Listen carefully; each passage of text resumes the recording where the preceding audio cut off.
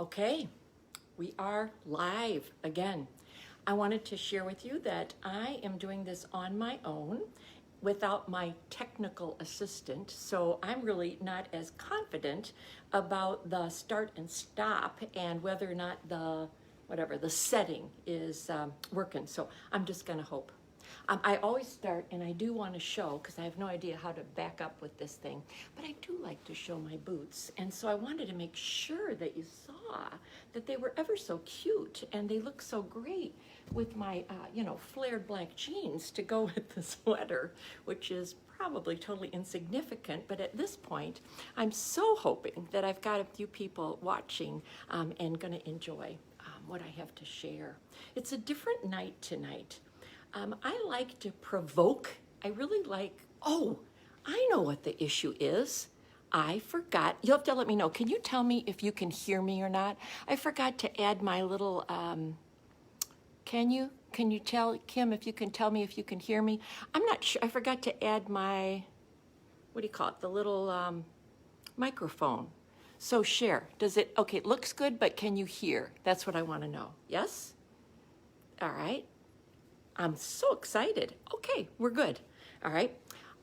I have always liked to provoke people to think different things. This week, I was the one that was provoked. And I was the one that was stressed out. When I get like this, when things keep coming at me, what I want to do sometimes is I want to write something. I want to teach something. I want to speak something. And so from all the things that happened, I decided that I would ask you to help me. And what I'm going to be doing is I'm going to ask you for your assistance. Can't see you, but I know that you've been so good as to help me in the past. But I want to help me write a speech about reentry after the pandemic. And that's not going to be so very easy, I don't think, because I think everybody has gone through, we could say words like trauma, we could say words like some people suffering, we could say words like, this has not been an easy time for us. So I'm going to ask for your help with this. I'm going to go back to what suffering has always meant to me. And as a kid, was the first time I ever really understood the word suffering. Was a little kid. We went to a Polish Catholic church. Father Switka was a concentration camp survivor. And we often think of just the Jews having been in concentration camps. They were exterminated, but all religions were persecuted. So my priest, Father Switka, had been in a concentration camp. Now he, in my mind, as a little kid, he was big and burly, probably 200 pounds, yet he would tell stories. And as a little kid, I can still remember one time I was standing right next to my mom. There were a bunch of adults, and he was telling a story about when he had been released from the concentration camp, and he shared that this big man had been less than 100 pounds. And he talked about how they had like some kind of pants that didn't fit, and they tied like a twine around him, and he talked about how he'd go like this, and there were bugs around the waistband. And as a little kid, I don't want to say traumatized, but I want to say that it made an impact, and I remembered it for years. And when I became a teacher, I actually chose to teach about the Holocaust. I had a senior lit class. We spent a semester delving into the Holocaust, talking about I'm going to say again, the suffering, talking about the surviving, talking about how did some people end up thriving afterwards. Right now, again, I'm going back to why is this Holocaust thing on my mind? I'm reading a book called Caste. It was just published in 2020. It's very thought-provoking, I would say. It is based on, first of all, it talks about the Holocaust and how the Jews were persecuted. Then it talks about the caste system in India and how people were treated. There's so many levels of castes. And then it talks about the racial castes in the United States. Again, there is suffering, there is, the trauma, and there is the surviving. And then what? How do we thrive? Another something that happened was I was speaking, it was just not speaking, but texting with on Facebook with a former student, had watched one of my videos, and she was sharing something. We're having kind of an intense conversation, and she said that when she had been in college, now she's a mom with 3 kids, but when she'd been in college, she had actually had a leadership minor. And one of the things that she did in her minor was that she and her partner had to come up with a program that they would present to the campus. And her friend's grandma was a Holocaust survivor. And her friend had her grandma come and speak. And my student shared with me how overwhelming it was to listen to how this woman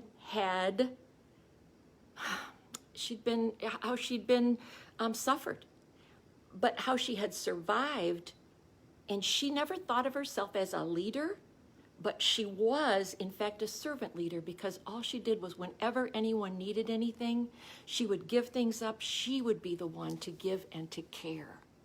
She was the one who survived, and then later now is thriving and making an impact as people listened.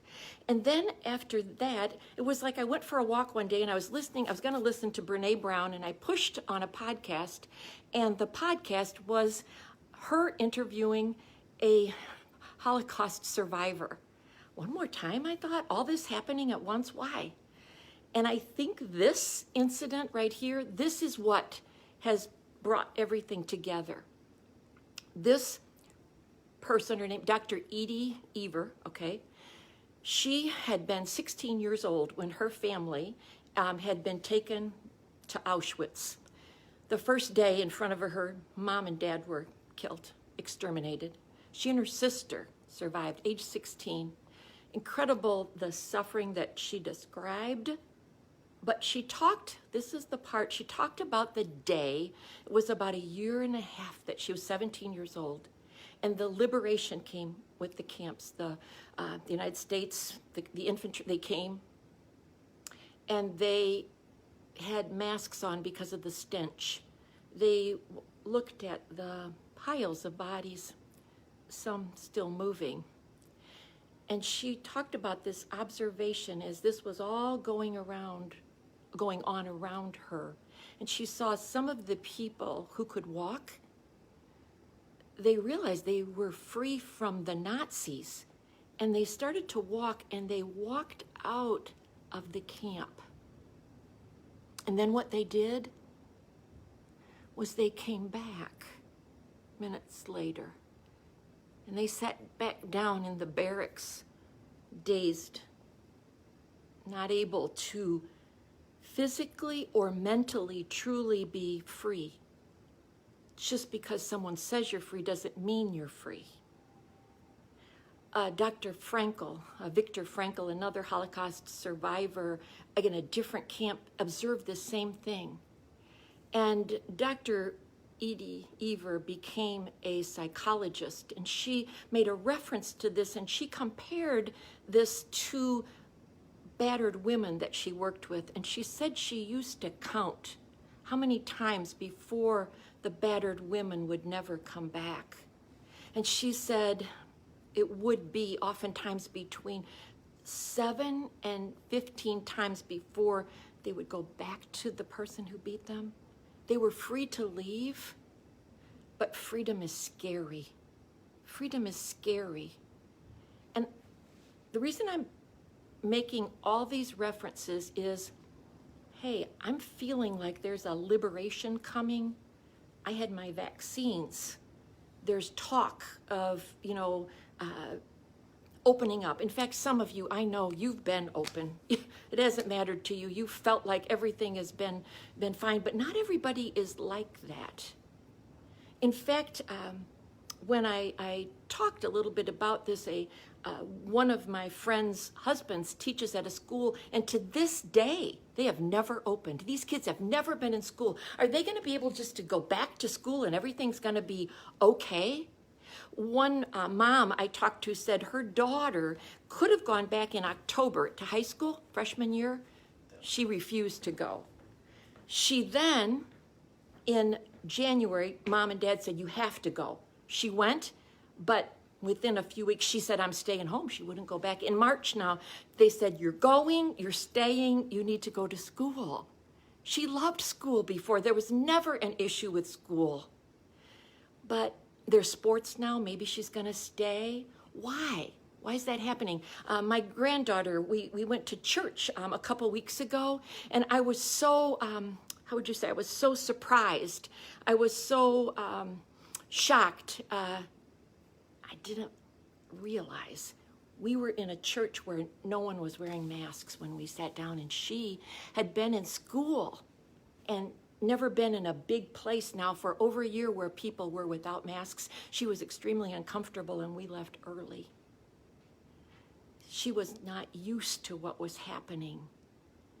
How are people, kids, how are they going to react? I think about, I talked to a kindergarten teacher today, and she said kindergartners, they don't know any difference. They got their mask on every day. They spend about 15 minutes together. They got hand sanitizers 1,000,000 times a day, and that's their life. But a lot of other people, they were traumatized. You cannot be unchanged after living a year like we have lived. You cannot be unchanged.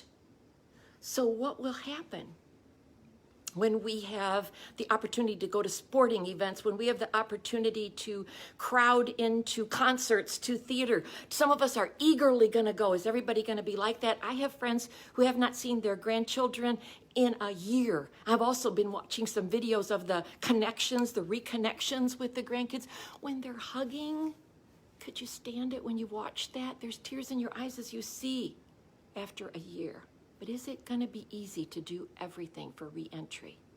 So that's what I'm going to ask you to do. I'm going to ask you to help me out.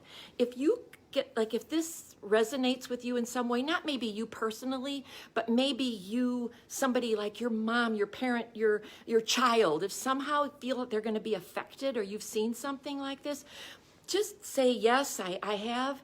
And maybe somebody that knows my email will put it up in here. And if you'll put that there, if you will private message me on Facebook, if you'll write me an email, jot me a little note in here.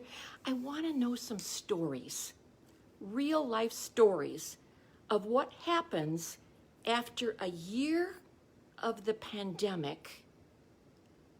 Quarantine is going to be lifted, maybe vaccinations, herd immunity, and we're going to be free. I'm thinking I'm all excited about it. But I'm not sure that it's going to be as easy a re-entry. I think we're going to discover that there's going to be some changes. So I just hope that you will assist me in this project that I have to write this speech, this class, something that I'm going to share with people about how it feels. And I thank you again so much for coming on and listening to a little bit different Facebook Live. Love you.